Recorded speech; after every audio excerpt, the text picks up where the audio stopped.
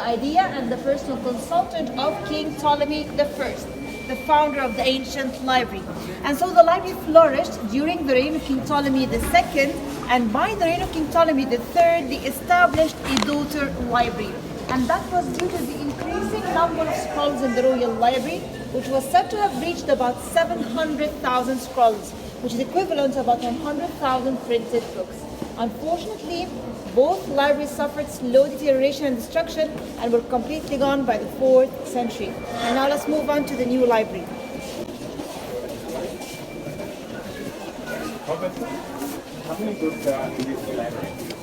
More than 2,300,000, I think up to 5 million. Right? Okay, so the new library started as an idea back in 1972, and this time the inspirer was Dr. Mustafa Al-Abbadi.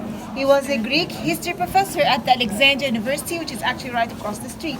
And in 1989, the Egyptian government with the UNESCO called for an international competition to choose a design for the library. And a Norwegian office named Snohetta won first prize. It took 6 years to establish the main library, and the official inauguration was on the 16th of October 2002. So we've been celebrating the 20th anniversary of the library.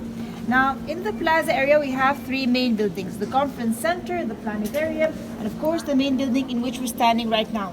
The conference center is where we hold most of our main events, and it can take up to 3,500 persons at a time. The planetarium is a cinema for scientific movies that plays with the technology named All Sky. And the spherical shape of the planetarium was intended to represent planet Earth revolving around the sun, which makes the main building in the shape of a rising sun, to say that knowledge never ends. With each rising sun, there's always something new. As for the iconic outer wall, it's made out of 6,000 granite blocks from Aswan. Aswan is in the south of Egypt, and engraved on them are 4,200 letters and symbols from 120 languages, both ancient and modern. And this is like our message to the world that the library is a melting pot for all cultures and civilizations. Without further ado, let's have our tickets ready and let's go have a look at the main reading area.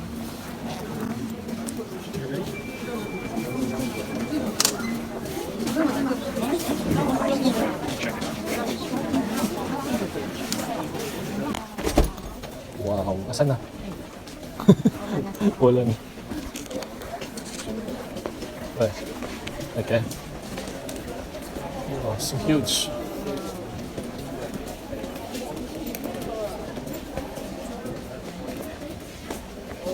Wow. Balikan dito tayo sa harap niya. Ano ka nang dito harap?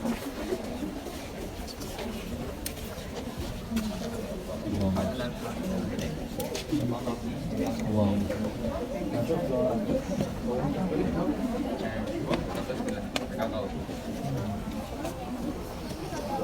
Okay, so right now we're overlooking one of the biggest open reading areas in the world. It can host up to 2,000 readers at the same time, and the entire library can hold up to 5 million books and other items like maps and microfilm. And it consists of 11 floors or levels. Right now we're on the 5th floor. Can everybody see the 7 floors in the same color from down there to up here?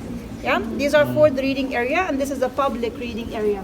The 2 white floors up there resembling sailing boats are for meetings and seminars, and the final 2 floors are for the director's office and servers. And on each level you'll find a specialized library. Starting from the one down there by the light, this is one of the biggest maps libraries in the Middle East. And it's followed by the arts and the multimedia, the rare books, the microfilm libraries.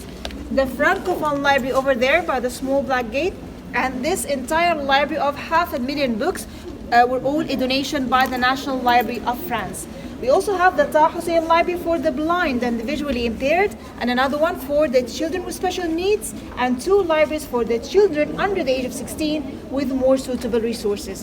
You can also enjoy free access to 59 databases worldwide through our computers down there.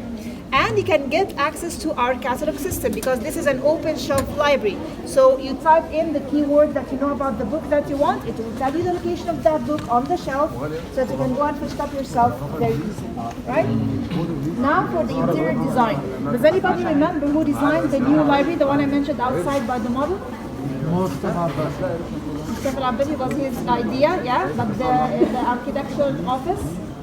It's a name we changed for Right, yeah, but I haven't said that outside actually. So it was a Norwegian office named Snohetta, and they were comprised of 5 young architects from different nationalities. One of them was Egyptian, and his name was H.A.J. And actually this design won the first prize in this competition over 1,400 other designs. So let's see how they put it together. Now, as we've seen back in the model, the ceiling is inclined to represent a rising sun. But also, this degree of inclination allows only the sunlight to illuminate the reading area without the direct harsh sun rays that may damage the books on the long run and perhaps annoy the readers as well. The openings were designed to look like the eye, the eyelids, and the eyelashes. This helped protect the glass underneath from dust and rain to help keep it clean all the time so that we can use the sunlight during the day. The blue and the green colors bring a beautiful, relaxing atmosphere to the reading area, and they represent water and earth. The columns were inspired by the shape of the columns in the ancient temples of Egypt. They are the shape of a lotus flower, and the concrete wall all around with the rectangular openings was inspired by the shape of the walls in the ancient Library of Alexandria. This is how they used to keep their scrolls back then. And apart from the symbolic meaning, the openings in the new library help minimize the noise and the echoes. Now, this is only one type of walls you see around the library. 2 more types are, the first one is this beautiful black Zimbabwe, and it's one of the finest granite in the world. And the other one is the greenish brownish one on top, and it's made out of oxidized brass. It's oxidized to prevent corrosion and keep its color. This was a preferred color by the ancient Egyptians. And again, these walls have small pores to minimize the noise. So it's a very clever design, indirect, beautiful lighting, spacious place, and it's also soundproof, right? Now, moving down there, I'm sure you've noticed these machines behind me. So this was the first official printing press in Egypt. It was brought by Muhammad Ali Pasha, the founder of modern Egypt in 1820, and the first book printed was an Italian-Arabic dictionary, printed in 1822, and it's called the Bulak printing press, and it used to be in an area in Cairo named Bulak. Another item we have here is this beautiful black curtain with the golden embroidery. If you move right over there, you can see it better.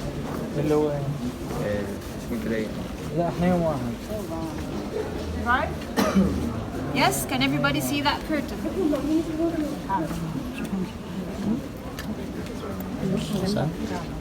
Ayun, okay. Right?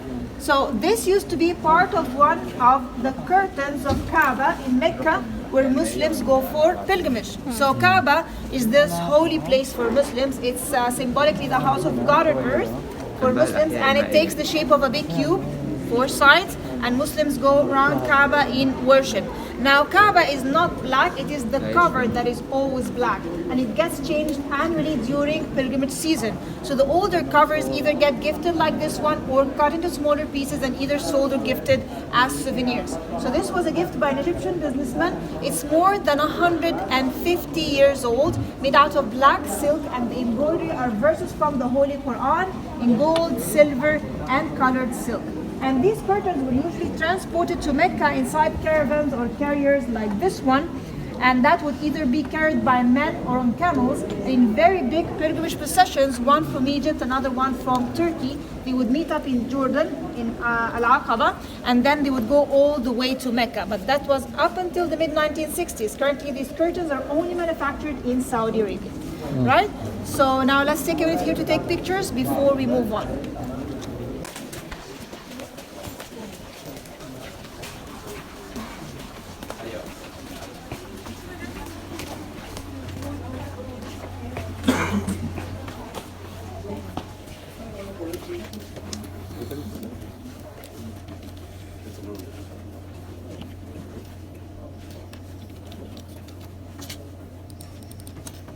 Okay, something is wrong with this one. Let's put that one.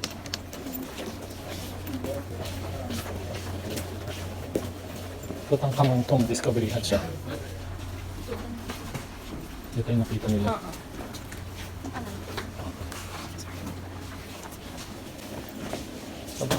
Okay, so we provide services to everyone around the world, and these services are completely for free, and all you have to do to access them is open the official website of the library, which is litalex.org. You don't have to memorize it, it's written right at the back of your tickets in white. Now, it's short for Bibliotheca Alexandrina, the Library of Alexandria. It's available in 3 different languages. And of course, you can find all the information you need to know about the library. In addition to a photo gallery, we even have a podcast if you'd like to listen to the lectures that we hold over there at the conference center. And if you scroll a bit down, you'll get to this part here. These are our digital projects that we've been developing since the inauguration in 2002. So for example, through a project called DAR, or the Digital Assets Repository, you can access about 400,000 books in 33 different languages, and they're increasing by the rate of 100 books per day. Again, accessible with no membership or fees. You can also find maps, pictures, manuscripts, and books about 193 countries so far through the World Digital Library, which was done in collaboration with the Library of Congress in the USA. The Internet Archive is an archive for web pages that no longer exist on the World Wide Web, and it's also an archive for millions of books and audio recordings. You can learn about the history and civilization of Egypt through different projects like Memory of Modern Egypt. This is a documentation of the past 200 years of Egyptian history, and it's done in a very interactive way. The Memory of Suez Canal from being an idea to the inauguration, several presidential archives, and also description of Egypt. Now, this is like an encyclopedia of all kinds of life in Egypt. It was done during the French expedition in 1798, and it details the artists, scientists, technicians who came along with this expedition. They managed to meticulously document all kinds of life in Egypt, as you can see, and they put it in 20 volumes and 1 index. Some of these volumes are plate volumes, which are mainly drawings, and also text volumes. You'll find the entire encyclopedia on the website in very clear digital images, both in the English and the original French language. Eternal Egypt gives you the chance to have your own virtual guided tour of more than 2,000 antiquities in great detail. You can even rotate the objects 360, and it's available in 5 different languages.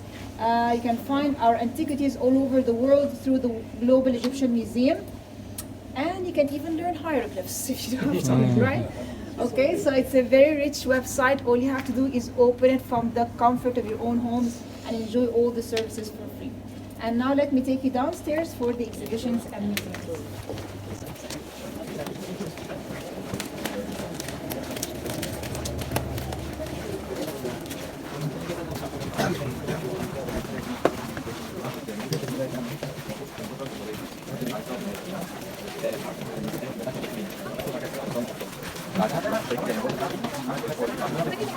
لا لا لا بس انت هتعمل حاجه يعني اللهم حد يكون فيها زياده.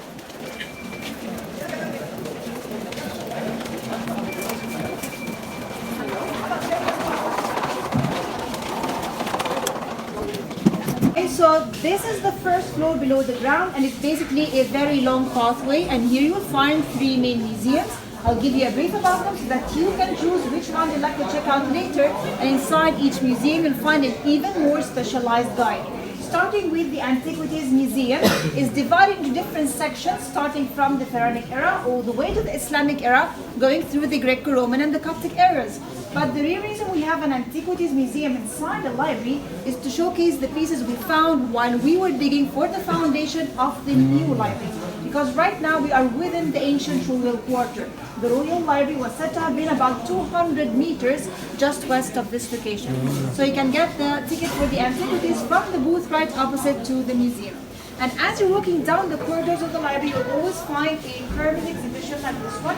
This is by the Egyptian sculptor Ahmed Abd al-Wahab, who was so inspired by the personality and the features of the king Akhenaten, especially the wide eyes, the strong sharp chin, the full lips, and the prominent nose and ears. You'll find similar features replicated within the rest of his collection over here, even in the animal sculptures. Again, you can notice the nose, the eyes, and the ears.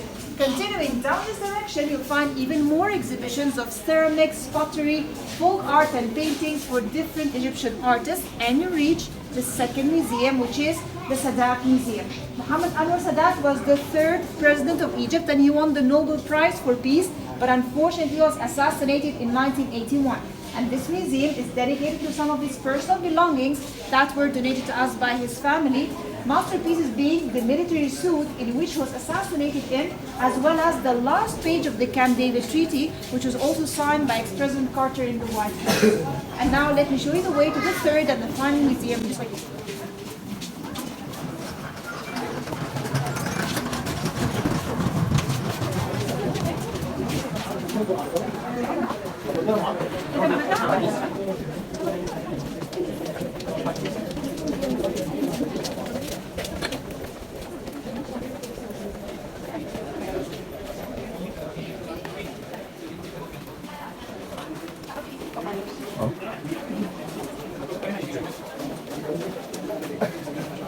Dati napapalik ko.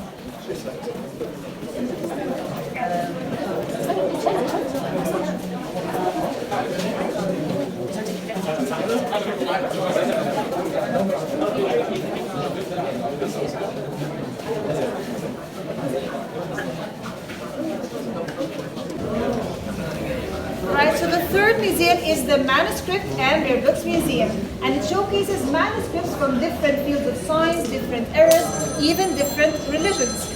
But the masterpiece is a facsimile or an exact copy of the said only remnant that survived the destruction of the ancient library.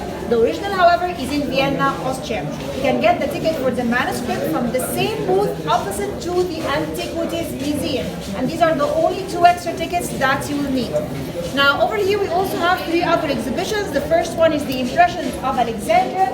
And these are the impressions of the travelers who came here back in the 15th and the 16th century. They then went back home, described what they've seen to some artists, and these are their impressions. So they're beautiful paintings and printings, however, they're not very accurate. But you also find several depictions of the ancient lighthouse of Alexandria, as well as some photographs. Next, we have the Muhammad Hassanin Haykal. He was a very famous Egyptian writer, historian, at some point in time the chief editor of Al-Ahram newspaper, and you could say consultant to almost all Egyptian presidents. Inside his replica of his office back in Cairo, part of his personal library, as well as some of his photographs with very prominent figures from all over the world. And finally, the Shadi Abdel Salam exhibition. He was a talented, actually Alexandrian director, photographer, costume and decor designer. He participated in movies that were both national and international and won several awards. One of the most famous movies that he participated in was the Hollywood movie Cleopatra, starring Elizabeth Taylor. He was the one who designed the royal tent that featured in this very famous movie. The sketch first is inside, along with some of his most amazing sketches from other movies that he also participated in. And if you still have time, you can see our panoramic show that we call the Culturama. Again, it's about the history of Egypt across 3 areas, but it's very special because its technology was patented for being the first 9 interactive screens worldwide to be controlled by a single computer. You can book your place with the same ticket that you have from the same desk that you booked this tour from. And it takes about 10 to 15 minutes. It's located right opposite to the Sadat Museum, which is at the very end of this pathway to the left. So for any questions? Great, so that will be it for my tour. I really hope you've enjoyed it. It's been a pleasure being your guide today. Thank you and enjoy the rest of your time. Thank you so much. Thank you.